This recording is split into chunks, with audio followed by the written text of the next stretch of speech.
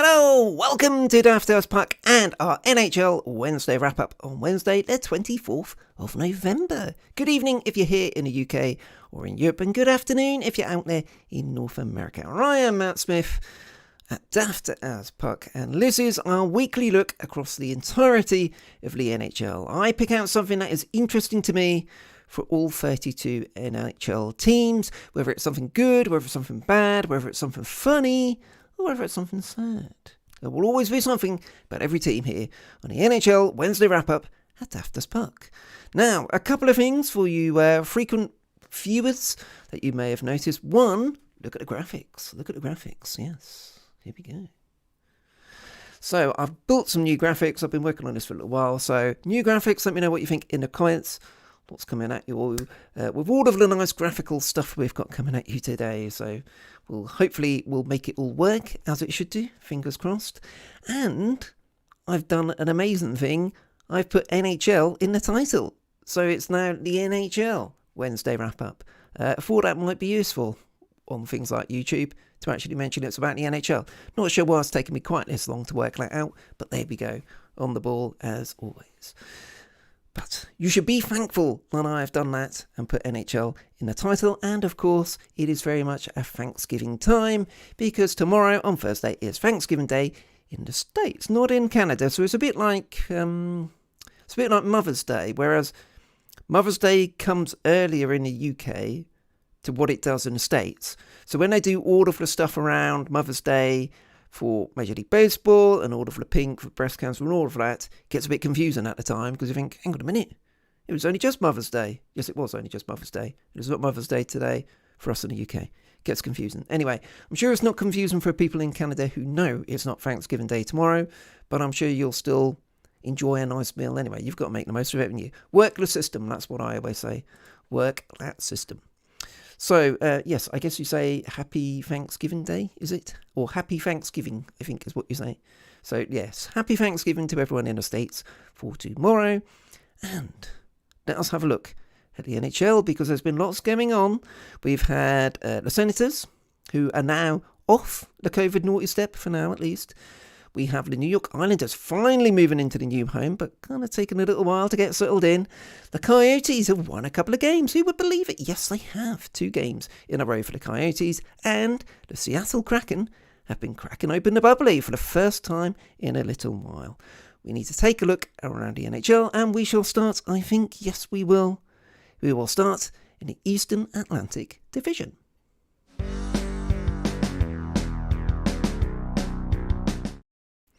So here we go, the Eastern Atlantic Division. We've got some logos coming on. Here they come. They're going to come. Here they come. Here they come. From that way.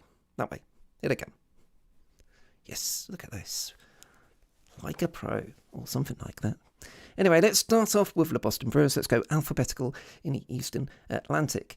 And we start off that the Boston Bruins had their 3-game winning streak snapped on Sunday by those Calgary Flames. Damn those Flames.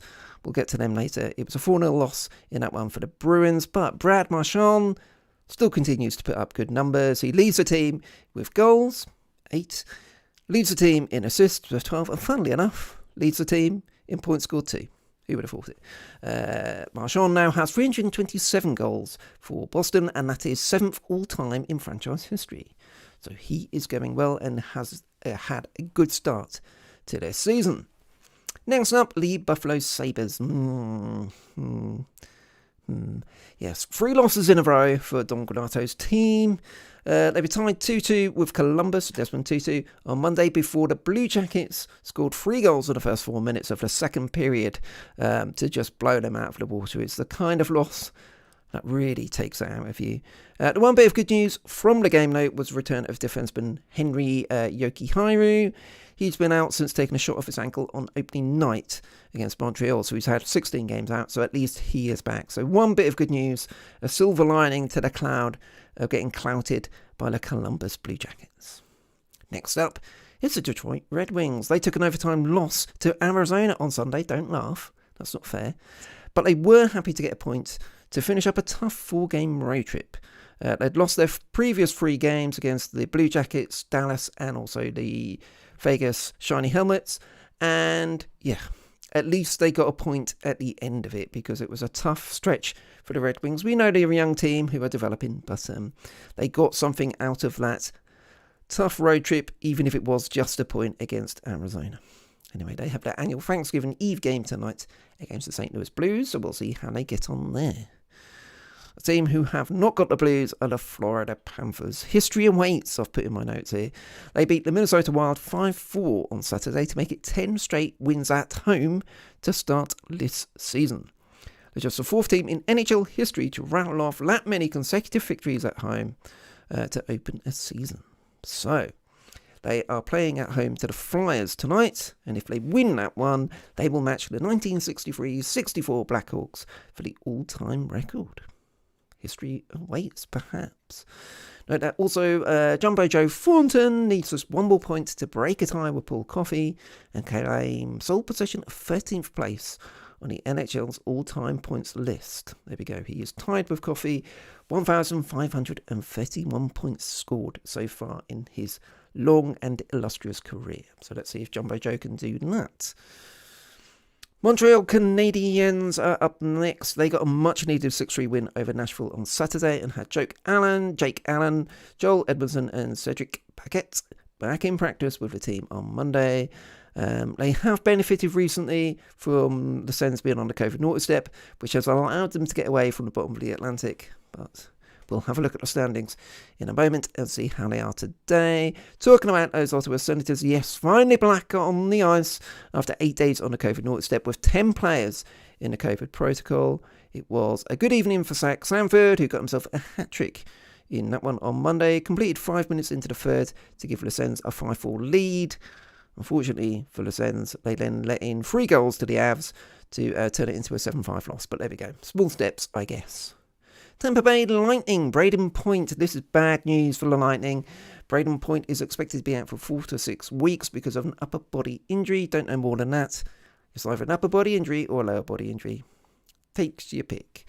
The forward sustained the injury during a 5-3 loss to the New Jersey Devils on Saturday. He crashed into the boards after being tripped on a breakaway, so that was a bit of a dodgy one. He was awarded a penalty shot, but missed it. Hit the post anyway. And yes, he is now out for an extended period, which is a big blow for the Lightning. And finally, in the Eastern Atlantic, the Toronto Maple Leafs, their 5-game winning streak came to an end at the hands of the Pittsburgh Penguins on Saturday, but they did take advantage of the Islanders on Sunday to get back to winning ways. That was a 3-0 victory, Joseph Woll getting a shutout in his second career start in net for the Maple Leafs. So that is the news around those 8 teams, and we can now have a look at the standings. So this is where we are as of today. So technically, as of all the games that were completed yesterday. So that's why I put 23rd of November in there. It doesn't include today's games, of course, because we've not played them yet. Florida out in front, 3 wins in a row. And it does show you just how well they've played, because the Toronto Maple Leafs have been in incredible form, having won 8 of their last 10. But still, Florida have 2 points on top of them and have 2 games in hand. Buffalo and Ottawa stuck there on the same 2-7-1 runs from their last 10 games and have been pretty dicey. Montreal, as I mentioned, are off the cellar, but partly because the Sens have been on the COVID naughty step. So there we are. That is the Eastern Atlantic Division. And we move on. We will stay in the Eastern Conference and move on to the Metropolitan. Here we go. Here is the Metropolitan. We are getting ready to go. And we will start with the Carolina Hurricanes, because they have been one of the best informed teams in the league so far this season. They saw their 4-game winning streak come to an end on Monday at the hands of the Sharks. So if you wondered who would win between a fight between the Sharks and a Hurricane, it was the Sharks on this occasion. It was a 2-1 overtime loss, so still got a point out of it, but there we go. That's their winning run lost. The other major event of the week, in fact, and indeed on that evening, was Seth Jarvis. He made his 10th appearance of the season for the Hurricanes, and that means the 2020 first-round pick pushed past the 9-day trial period, so his clock, in effect, starts now. So his 3-year entry-level contract starts now. They could have played some shenanigans here and tried to work an extra year. That happens a lot in Major League Baseball. If you follow the baseball, you'll know all about that in terms of manipulating service time. Not that the MLB teams see it that way, but we all know what they're up to. So they could have pushed back his restricted free agent period on his second contract by a year, but he earned his place. It looked really good. There was so much hype, which then usually is with a first-round pick, but even just in practice and when they were in the preseason, it looked like he was ready, and he's shown that he is. So keep him up, keep him going, and definitely another exciting talent in that Canes roster. Next up, the Columbus Blue Jackets, sponsored by Pontings, of course. The Blue Jackets followed their 7-4 win over the Sabres on Monday they had a 7-4 win against the Sabres on Monday, and Jeff Svoboda, I think is how you pronounce it on NHL.com, noted the following. The Blue Jackets now have lost 6 times on the season. 5 of those losses have been followed by wins, with Columbus having just a single losing streak of 2 games on the year. So this is what he's talking about, like they won against the Sabres, having lost the previous game. Considering the Jackets entered the season as the youngest team in the NHL, that's impressive. It is. As responding to adversity is already becoming a theme on the season. So there we go. Good point there. Blue Jackets showing some resilience, taking a defeat but getting right back on the horse and getting a win. Next up, we have New Jersey Devils. So good news for Hughes, I've put here. Star young centre Jack Hughes returned to the ice at the Devils practice facility on Monday. He's been out since October 19th when he suffered a dislocated left shoulder against the Kraken. So he didn't need surgery in the end. It's just rest and recuperation, but we were looking at something like a 6-week recovery period. So he is on the way back. He skated in one of those lovely no-contact jerseys for only about 15 minutes or so. But it's a start, and that's quite a big moment, I suspect, with any injury like that, just getting back on the ice for the first time with your teammates. It's got to be a landmark part of your recovery to really step on the gas from there and hopefully get back soon. So, yes, it's still quite a few weeks away, I would suspect, that Hughes will be back out on the ice properly, but at least he's making good progress, which is good for him and good for the Devils. What's maybe, well, I don't know. Look, what do you think? You would have seen on Twitter, I am sure, the new third jersey for the New Jersey Devils. They've never had a third jersey before. Honestly, I think they might have not bothered with this one. I'm not a particularly big fan, but then it's not something I would buy anyway. So maybe if you're a Devils fan, you like it. And good luck to you if you do. But yes, not a classic for a neutral, I would say. Talking about not a classic for the neutral, we come to the New York Islanders. Yes. Well, the long-awaited opening of UBS Arena began with a whole bunch of COVID isolations and 2 losses. However, I may be able to help them out here because on my Sunday morning show, Sunday Hockey Breakfast, I made a prediction in my Ice Maybe feature that they would lose against the Leafs in that game, which they did, but then they would snap a 6-game losing streak by beating the New York Rangers tonight in a new home. And we'll see, won't we? But the bad news just keeps coming, doesn't it? Zdeno Chara became the 7th player on the New York Islanders roster to enter COVID protocol on Monday when he tested positive for the virus. The Islanders will also be without centre Brock Nelson for between 2 to 4 weeks because of a lower body injury. And he's been one of the few shining lights for them this season. Leads the team in goals with 9 and also points. So, yeah. It doesn't rain, it pours for the Islanders, but maybe the sight of the Rangers coming into their new home will be enough to finally kick them into gear and to get that first win and to snap the losing streak. We shall see. Talking about those Rangers, they had a stunning victory against Buffalo on Sunday. The game was tied 4-4, looked certain to head to overtime until Ryan Lindgren scored with 0.7 seconds left on the clock to win it 5-4. So yes, their attention now turns to tonight and the game against the Islanders trying to pile on the misery for the Islanders on Wednesday. As for the Philadelphia Flyers, they lost 4-0 to Tampa Bay last night, and NHL.com's Bill Meltzer was not a happy bunny. This is what he said. The final 40 minutes of the game were atrocious for the Flyers. Their scoring woes continued, their off-puck play and compete level disintegrated. It was unacceptable. And then went on to say the Flyers played a decent first period, but trailed 1-0 at intermission. They appeared to be hanging by a thread even before Stamkos's goal made it 2-0, but things rapidly went downhill from there. The Flyers got out-skated, out-hustled and out-competed, even when Tampa had a commanding lead. So Bill Meltzer of NHL.com not happy with the Flyers' effort last night against the Lightning. And I'm sure he also won't be happy with the news around Kevin Hayes. He is now listed as week to week. The forward re-injured his surgically repaired abdominal, you know what I mean, abdominal muscles, that's the word, last week. So he's out for even longer. So, yes, not good for the Flyers. As for the Pittsburgh Penguins, they have been putting together a perfect Penguin Canadian road trip. I was going to play a sound effect, but I forgot to load it up. So anyway, I tried to do it myself. It was a disaster. Let's move on. Yes, they had a Canadian road trip against Montreal, Toronto and Winnipeg.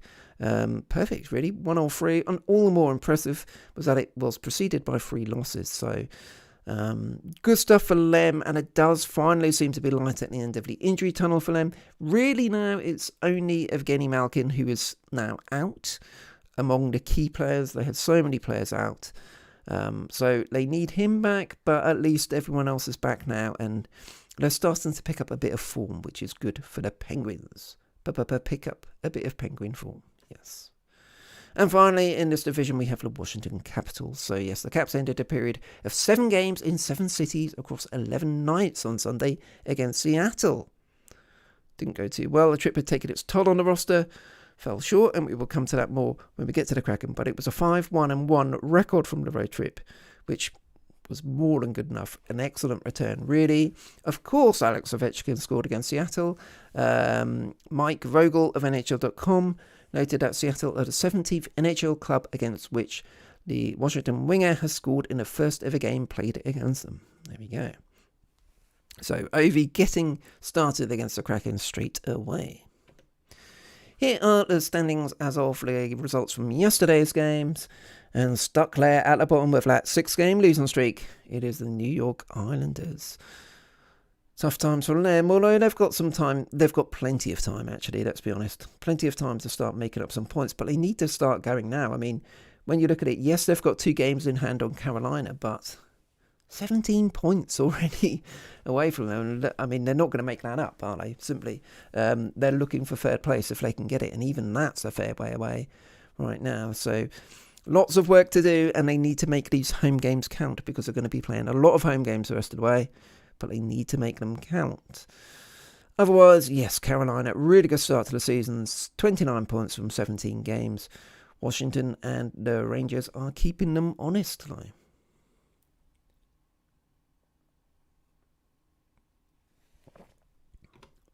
So, that is the Eastern Metro.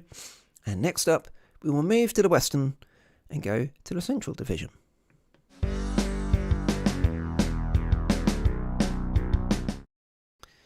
Yes, here we are in Western Central, and we start with the Arizona Coyotes. Woo-hoo-hoo, the Coyotes. Here come the Coyotes, I've put in my notes, perhaps a little bit sarcastically. You be the judge. Arizona doubled their season win total in 2 days over the weekend. They went into Saturday's game against the Detroit Red Wings with only 2 wins from their first 17. And Clayton Keller scored 25 seconds into overtime to give them a 2-1 victory. They then won by the same score in overtime on Sunday against the LA Kings. This time it was the wonderfully named Kyle Capobianco who got the game winner. So the Coyotes getting a few wins on the board at last. Good for them. Another team who started off in dodgy fashion but have been picking up of late are the Chicago Blackhawks. Now they lost 5-2 to the Flames last night. Now the end score, I won't say flattered the Flames, because that seems like I'm having to go at Calgary because I'm an Oilers fan, which is fair. But they scored 2 empty net goals at the end to kind of pad the lead. But yeah, basically they played pretty well last night, and Carter Baum on NHL.com says the Blackhawks wrapped up their longest singular road trip of the season on Tuesday, finishing with a 2-1-0 record on the week. For a team that was winless on the road this year before the trip, it was an overall successful trip despite perhaps the sour finish, dropping a tie game in the final 5 minutes here. So didn't end on a good note, but ultimately it's been an improvement on what they've had early in the season, and that's all you can hope for with the Blackhawks, I think, so far. Not been good for them, and obviously many off-field distractions, but they are at least picking things up now that they've got a new head coach in charge. But no team is picking up more than the Colorado Avalanche. Their exciting 7-5 victory over the Sens on Monday was an absolute cracker. I mean, devastating for the Senators, scoring 5 goals when they finally got back on the ice, and they still lost. But yes, coach Jared Bednar tied Bob Hartley for second most wins in Avalanche Quebec Nordique's history. So he has got 193. That is behind, is it Michel Bergeron? Michael Bergeron, who has 265. There we go. So that's 193 wins for Bednar in 387 games. As for the Dallas Stars, I'm going to skirt over this a little bit because they got a good win over the Edmonton Oilers last night, and that pushed them back over 500, an 8-7-2 record. They were very disciplined with the defensive work. They stayed out of the penalty box. They fully deserved the win. Oilers, I think it would be unfair for me to say the Oilers didn't turn up. They just got outfought in both senses. So yes, fully deserved win for the Stars in that one. And what about the Minnesota Wild? Wild, I was livid, I like to say. And if you like high-scoring games, and the Wild have been a fun team to watch this past week for you. They beat Dallas 7-2 last Thursday. Then they lost 5-4 to Florida on Saturday, and 5-4 to Tampa Bay on Sunday, although that was a shootout loss. So they fully deserved their point on Sunday against the Lightning. They came back from 4-2 down with 5 minutes left. So they did at least get back and got a point. And that has been a feature of the team so far this season, fighting back from losing positions to at least get a point, if not go on and get a win. So that's always a good characteristic for a team to have. Next up, the Nashville Predators. So they snapped a 2-game losing streak by beating the Anaheim Ducks on Monday 3-2. The win included a power play goal by Mikael Granlund. I never get that right. Granlund. That'll do. Prior to Tuesday's games, the Preds power play was third in the NHL with a 28.6% success rate, behind only the Blues and the Oilers. So they've been going really well on the power play. And some more good news for the Predators is that their forward Philip Forsberg, although he remains on the injured list, he did escape with the team on Monday. John Hines, the head coach, said that he possibly could return to the lineup sometime this week, maybe even tonight against Vegas. Seemed a bit dicey as to whether that would happen, but he should be back fairly soon for them. So that's a nice boost for the Preds to have Forsberg back. The St. Louis Blues. Talking of the Blues, on Monday they recovered from going 2-0 down after only 7 minutes against the Vegas Golden Knights to earn a 5-2 victory. So a great come from behind win there for St. Louis. Justin Falk notched his 100th NFL goal in the process. Nice breakaway effort on that one, having poked the puck away from Nicolas Roy. So yes, there we go. The Blues, they've slowed down a bit after their red hot start, but they're carrying on okay now. And I think it was always going to be difficult to keep up the pace. The Oilers have been a bit the same, really. They got off to such a hot start. You're not going to keep that up all the way.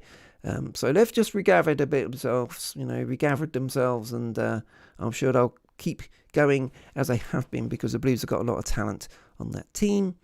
And finally, the Winnipeg Jets. They are 9-5-4 heading into Wednesday's game against Columbus.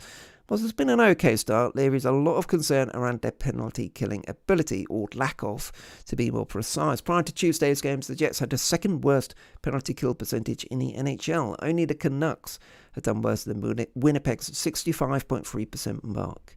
So that is a big area of the game that the Jets need to improve on if they are going to fly up the standings. And as for those standings, here they are. So Minnesota, Wild, I was livid. They are out in front with 23 points. So good going for them, surpassing the St. Louis Blues, the early front runners. And Winnipeg, again, they're led with 22 points too. And they've got things they can definitely tighten up on. They are far from the finished article. But at least, sometimes that's not a bad thing. If you're picking up points even when you've got things to fix, well, that's not a bad position to be in, really. The team on the rise and a team to keep an eye out for, of course, the Colorado Avalanche. They started off so shaky and have had key injuries as well, but 5 wins in a row now, and you do suspect they are going to be climbing up the standings in short order. So there we go. That is the standings in the Western Central, and we will finish off our roundup and a Wednesday wrap-up by having a look at the Western Pacific.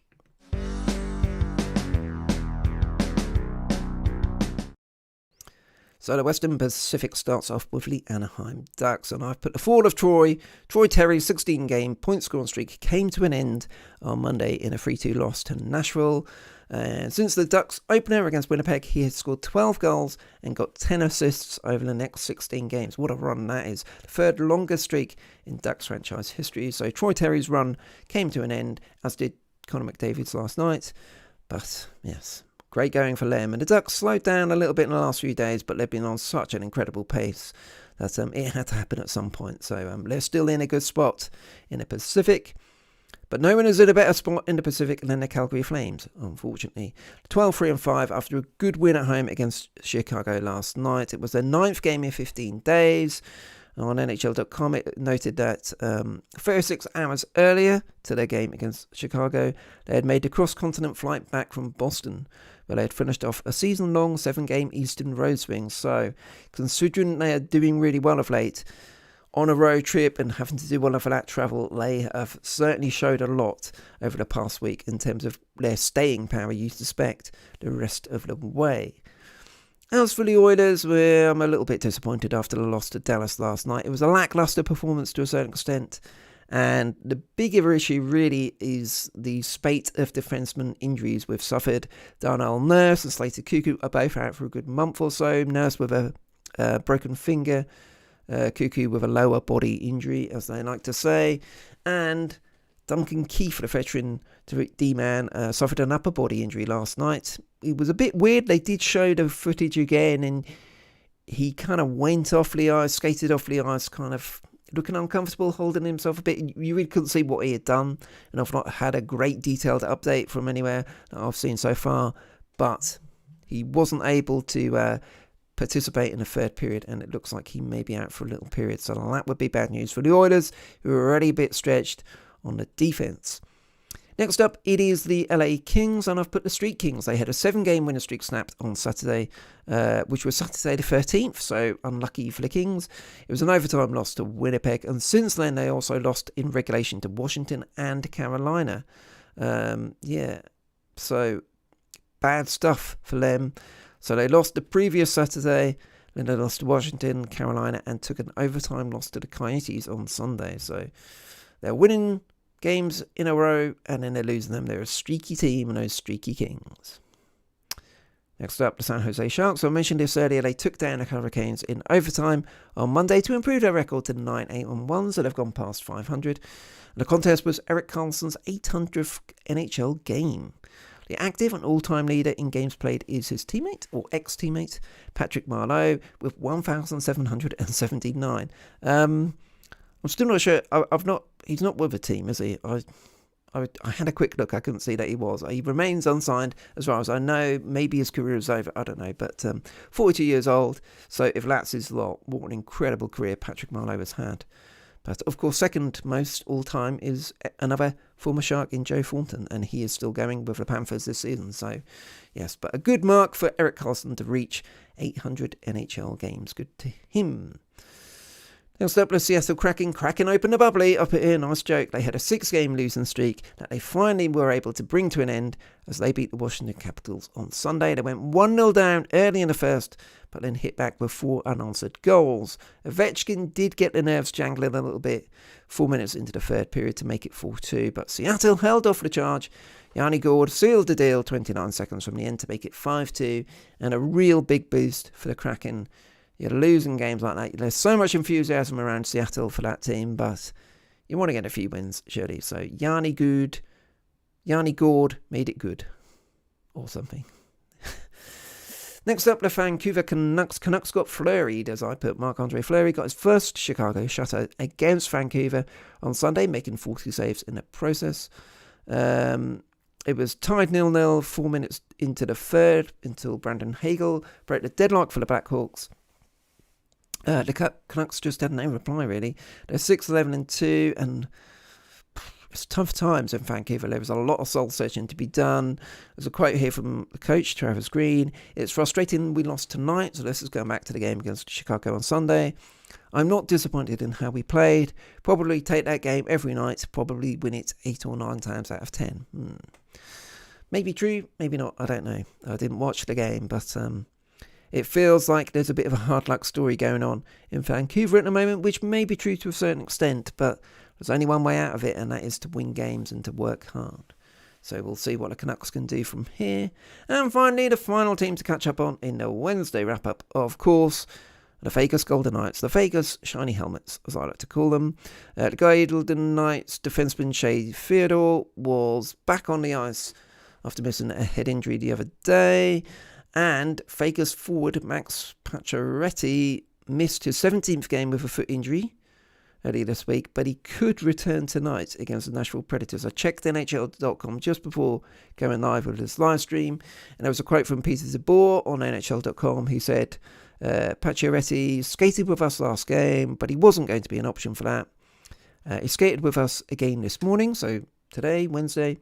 We'll see how the afternoon goes and then decide at game time. So a game time decision for Max Pacioretty.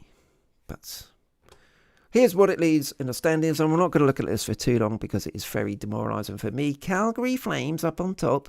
No thank you. Yes, 4-game road winning streak, and as I mentioned, came through a tough road trip there as well. So giving them credit, they've done well.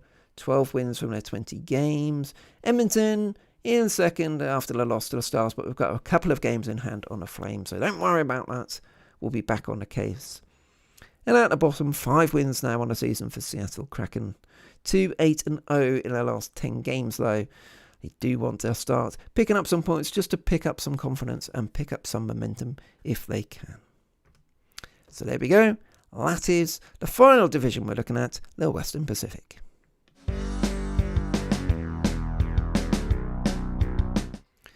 All of which leads us back to tonight, Wednesday night, and there are a load of games, 14 games in fact, heading into the US Thanksgiving on Thursday. They include a clash between the Rangers and the Islanders, so that's a really important one. The Islanders, despite having all of the problems they've got with COVID protocols and injuries, they will be desperate to win tonight at UBS Arena. The last thing they want is for the Rangers to come into their new arena and beat them. So, yes, that's going to be a big one tonight. It's not so on Premier Sports here in the UK, I should note. So the 2 games they have got on tonight are Montreal at Washington, which is on Premier Sports 1 at midnight, and in Toronto at the LA Kings. That is on Premier Sport 2, starting at 3 a.m. UK time. So Thursday is an off day all around the league before they get back to action on Friday. 7 of those games, in fact, start nice and early, or start before midnight UK time at least. And that starts with the Rangers at Bruins at 6 p.m. UK time. So Friday evening here in the UK, Hockey Fest, which is no better way to start a weekend. And that's it. And that is the Wednesday wrap-up for Wednesday, November the 24th. That's been a lot of fun. The graphics generally have worked, so I can breathe, I can relax. It's all gone okay. The microphone's on. The buttons have been pressed. Good. Thank you. Now, normally we would then go on and talk about a Sunday hockey breakfast for this coming Sunday, but I'm probably not going to be able to do the Sunday hockey breakfast this week, I'm afraid. I will likely do at least a video on a Saturday because I want to catch up on my ice maybe around the Islanders. So I'll probably do a video at least on the YouTube channel about that. But otherwise, Sunday hockey breakfast is probably not going to happen this weekend, and I will be back. Hang on a minute, I'm missing out. Friday, aren't I? Well Oiled on a Friday night is when I will be back on next, which is all about the Oilers. So that's 9 p.m. on Friday evening here in the UK. So, yes, we'll get to the Oilers next. And then Sunday, it was on my mind that I probably won't be able to do it, so that's why I jumped to it. Sunday, probably not a Sunday hockey breakfast this week, and so it will be back with a Wednesday wrap-up, the NHL Wednesday wrap-up. I need to remember to say it. NHL Wednesday wrap-up on a Wednesday. But yes, Well Oiled on a Friday night, all about the Edmonton Oilers. Took a loss against the Stars last night. Hopefully they can beat the Coyotes tonight. If they can't, don't Don't want to think about that. Anyway, there we go. Let's think positive and end the Wednesday wrap-up on a positive note. There's so much great hockey going on at the moment. And yes, there are still concerns around COVID. That's already started to build some issues around, is the Olympics break going to happen? Clearly, the NHL teams don't want the players to go there. I do think that is looking more and more dicey, unfortunately, much as I love the Olympics and hockey being there. And I know how much the players want to go. Looks a bit dicey, doesn't it? So, look out for more news on that. But the more we see COVID disrupting the regular season ahead of that break around the All-Star break, the more likely it is that they're going to say, we don't want you going, we don't want the risk, and we need to catch up on some of these games. But there we go. We will leave that to another time. One Wild is coming at you on Friday, 9 p.m. UK time, all about the Oilers. And then, yes, I will put a video up on the Saturday probably, to cover Ice maybe, and also probably cover my Pucky Blinder of the week. But before then, thank you for joining me live if you've been watching live. If you're watching on repeat, don't forget to subscribe to the YouTube channel and click the notification bell so that you are notified when we go live. And hope you enjoy Thanksgiving if you're in the States and celebrating that tomorrow. And we will all be enjoying the hockey on Friday when there is an absolute hockey fest for us all to enjoy. So, look forward to that. I will be on with Wild on a Friday, presumably. I can't remember what time the Oilers are playing. I don't think it's clashing. We'll be fine. And I will see you soon. Thanks for watching.